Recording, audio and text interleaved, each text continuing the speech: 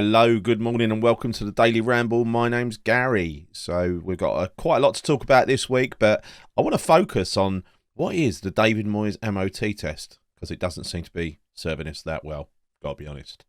Gonna have a quick catch up on the news from this week, because there has been a lot of it.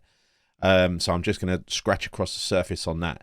And then we'll end up talking about a couple of new transfer links that look quite promising. One a striker and one is a centre half. So if you're new to the show and you haven't subscribed to the channel yet, please give this video a watch. And if you like it, subscribe to our channel. Why not? Claret and Booze on YouTube. Give the video a like and hit the bell notification icon. So on with the show. And the David Moyes MOT test. So we assume that this is a fit and proper test for a player. You know, somebody, this is something of legend associated with David Moyes, right? So this is where he makes a judgment call. It seems like it's nothing more than a judgment call, basically. It can't be based on science. Based on, you know, talking about players that we might sign, potential players, and players that we end up signing. But if I give you a breakdown of the recent signings, and I'm talking by recent in the last year or so, he's signed Maxwell Cornet, who is eternally on the bench. It was known before Cornet joined that he would be sitting on the bench and in the treatment room quite a lot. He signed Aguerd, who is a fantastic player. There's no getting away from it, and please may he stay uninjured. But he's had that same ankle injury that kept him out for 6 months. He's had it twice before, so it's very likely that's going to happen again at some point. Kurt Zouma, he's had both knees replaced 17 times. So we kind of knew when we got Kurt Zouma from Chelsea, I mean, that's the whole reason Chelsea let Kurt Zouma go, let's be honest, that he would be an absolute liability. Again, fantastic player. Nothing to be said about the quality of the player, because he is truly, if you could have a fully fit, injury-free Zouma and an Aguerd, that is one hell of a centre-half pairing you got there. So no one's questioning the quality of the player, but in order for a player to be good, they must be fit most of the time as well. Otherwise, they're no use to you. It's pointless having a great player sitting in the treatment room, isn't it? So we've covered Cornet, Aguerd, Zouma, Danny Ings. He's been fit for 18 months, but before then, as we know, lots and lots of injuries. He managed to last 18 minutes at West Ham before getting injured. So some of it you can put down to luck, but some of it you could say, look, let's look at the history and find out, you know, what's happening here. And then players who were not injury prone but come to West Ham and suddenly become injury prone. I give you Gianluca Scamacca, who's had repeated injuries. You know, this is just a small number of players, but a high. You know, there's a lot of spend there when you look at how much we've spent on all of those players. Ings, Scamacca, Aguerd, Cornet and Zouma. That is a lot of expenditure for a lot of injury-prone players. So I've got to ask you, what does the David Moyes MOT test actually do? You know, is it just David Moyes going, I fancy that player, I've got a hunch he might stay fit? Or is it some science where they actually look into the background and research, you know, how often this player is fit, how often they're available? Because the last manager that did anything like this, to my knowledge, was Alan Pardew. Alan Pardew made it his top priority to actually check into the background of every single player he signed, and the injury record and how often they were available. And lo and behold, you know what happened? Hardly any player that Alan Pardew signed had a long-term injury. So that's what it is. Do your homework. If you want to have an MOT test, make sure it's based on some kind of fact and not some kind of hunch, because I'm pretty sure that's what David Moyes' version is based upon. So look, that's the first thing. That's a little Moyes moan of the week, you could say. Now let's catch up on what's been happening this week, because it's been an exciting and varied week.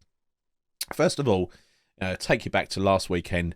Moyes was going to be sacked if he lost to Everton, which he didn't. We beat Everton, who were rubbish, let's be honest. But nonetheless, you know, he beat Everton, and them's the rules. Apparently, if he beat Everton, he was going to keep his job. For how much longer? Who knows? My guess is the Forest game. And the reason I say the Forest game is because I think Forest will come and try and win. And they've got the players probably to win. And I don't see us putting up much of a fight against anybody who wants to actually go at us. Right, anyway, so that's Moyes. Also, last week, the back room, it was clear two of the back room in Warburton and Nolan were seeking new opportunities. Craig Dawson, God bless him, he left with no replacement. Now, we had to let Dawson go, but we also had to sign a replacement. Where is that replacement?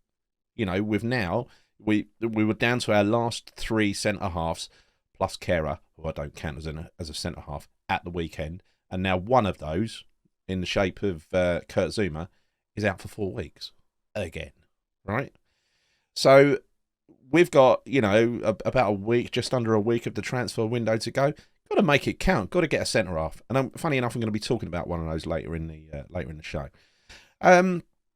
This week has been funny because, so that was just last week. This week, Noble resigned and come back.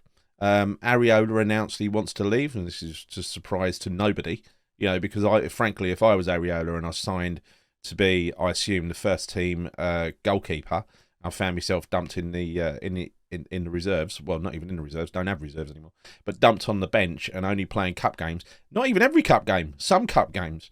I would be royally pissed off. So it's no surprise to me that he wants to leave, but it is a surprise to me that we're letting, what's his name, go. Hold on, Darren Randolph, our third choice keeper, is going. We've let him have a medical with Bournemouth. Now, you would think there must be some kind of other, with him heading out the door, and Areola wanting to leave, and Fabianski being quite fragile. There's rumours that he was injured last week, believe it or not. Then we could end up in a situation where we're down to no keepers again. That'd be great. That'd be a great self-inflicted wound to do. So anyway, that was Areola. We actually apparently offered Areola as a part exchange for Moffey, but Moffey wants to join Nice because he doesn't fancy a relegation struggle. Moffey, if you don't fancy a relegation struggle, this is the wrong place for you, son. You're making the right call. Right. We also heard this week that players don't believe in Moyes. They think he's stubborn and old-fashioned. No shit. But Sullivan, he still loves him and he's going to stick by him for a while. Also heard that Antonio's been pushing for a move. This has been probably more than a rumour.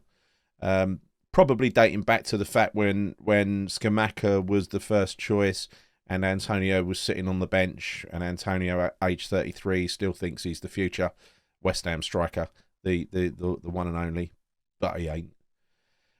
Also, Rice's people have been mouthing off about Arsenal, or it might not be Rice's people, it might be the Arsenal side of the house that's doing this, but nonetheless, the fact that this has got out there and been allowed to get out there means that discussions have been happening, and that's a bit bad, isn't it? It's a bit bad and a bit disrespectful, to be honest.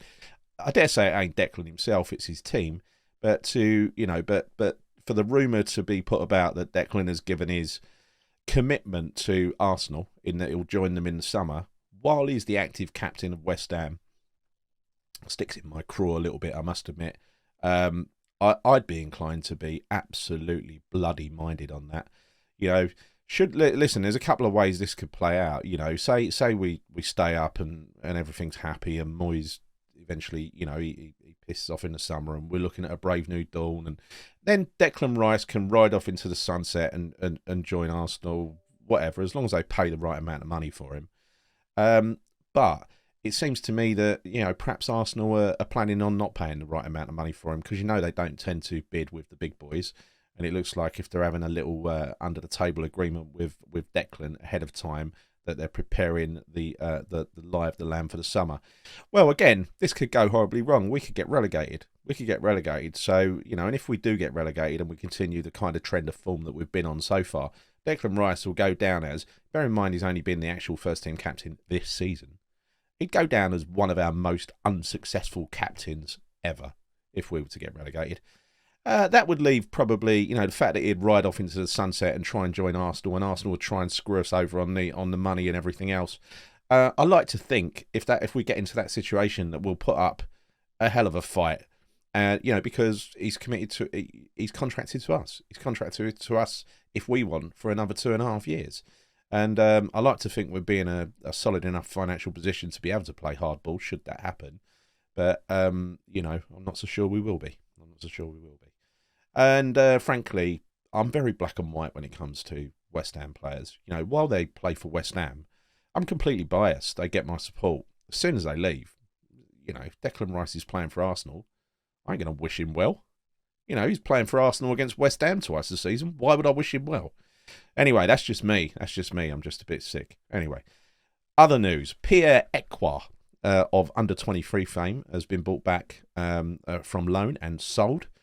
And now I think that's it, apart from the transfer news. So, there are a couple of really interesting links with West Ham at the moment. The first one is for Marcos Leonardo, a 19-year-old Brazilian who scored 21 goals in 57 games for Santos in Brazil.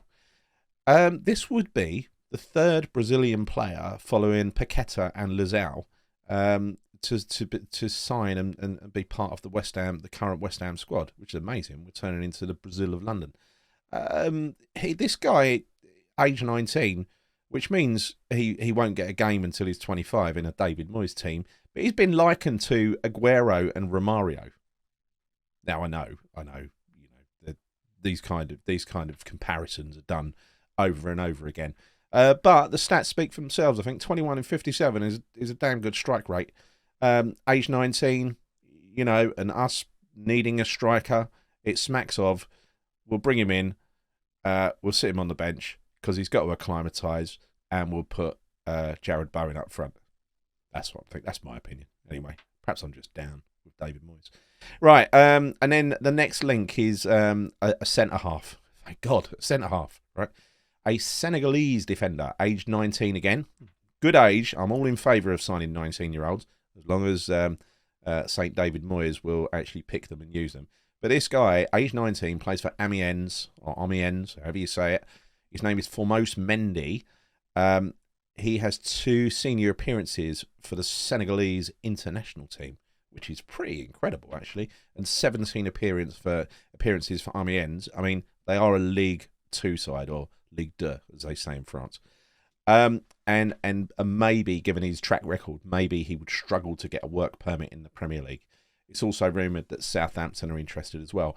But this could be, I'm quite, you know, these are the markets where I think West Ham should be shopping, getting in early and trying to get these young, not too young, not 16-year-olds who need to play in the under-23s for a couple of years, 19-year-olds who are probably already grown into their body, have played a fair bit of first-team football, and will be ready to compete. You know, that's the kind of market I want to see us shopping in. Some of them will work, some of them won't. But either way, one thing's for sure, we need to buy another striker. We need to buy another centre-half before this window shuts. And if it's those two, also well and good. They sound pretty good to me. Anyway, that's it. That's me done. That's the end of this daily ramble. I've rambled quite a lot as usual. If you've enjoyed this show, please subscribe to our channel, Claret and Booze on YouTube. Give the video a like and hit the bell notification icon. Until next time, see you soon and come on, you irons.